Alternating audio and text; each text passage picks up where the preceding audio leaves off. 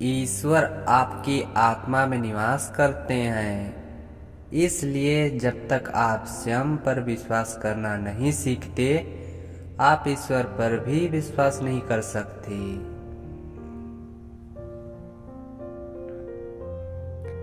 मेरे बच्चे, मन की शक्तियाँ सूर्य की किरणों के समान होती है। जब वे एकाग्र होती है तो प्रकाशित होती है, अन्यथा विचारों के बादल प्रकाश को ढके रहते हैं और व्यक्ति यहाँ वहाँ भटकता रहता है। जैसे तुम ना चाहते हुए भी भटक रहे हो। तुम्हारे साथ क्या हो रहा है यह तुम समझ ही नहीं पाते। पिछले कुछ दिनों से तुम्हारे मन में एक उथल पुथल मची हुई है। तुम्हारे समक्ष विपरीत परिस्थितियां खड़ी की जा रही है। तुम सभी का भला करने के लिए चाहते हो, फिर भी तुम स्वयं दुखी हो जाते हो। कभी वह पीड़ा जो तुम्हें तुम्हारे परिवार वाले ही देते हैं, तो कभी शारीरिक कष्ट। वास्तव में ना तो तुम्हारे प्रियजन तुम्हें दुख देना चाहते हैं, ना ही तुम उन्हें दुखी करना चाहते हो।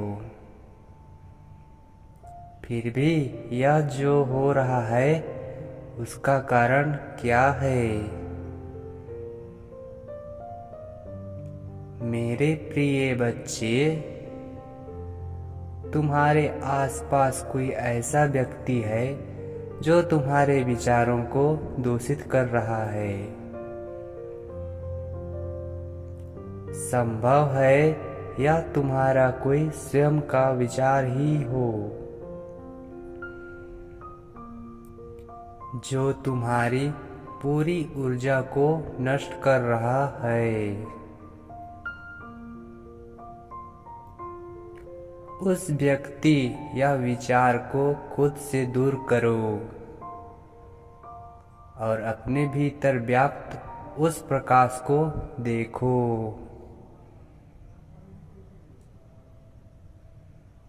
जो तुम्हें निरंतर अनंत संभावनाओं की ओर बढ़ा रहा है।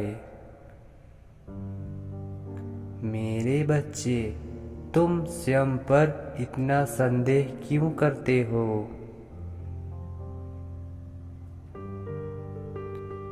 तुम सब कुछ करने के लिए सशक्त हो। जो कार्य 10 लोग मिलकर नहीं कर सकते, वह तुम अपनी आत्मीय शक्ति के बल पर अकेले कर सकते हो। तुम इस बात से परिचित हो कि तुम्हें निरंतर ईश्वर की शक्तियों से प्रेरणा मिल रही है।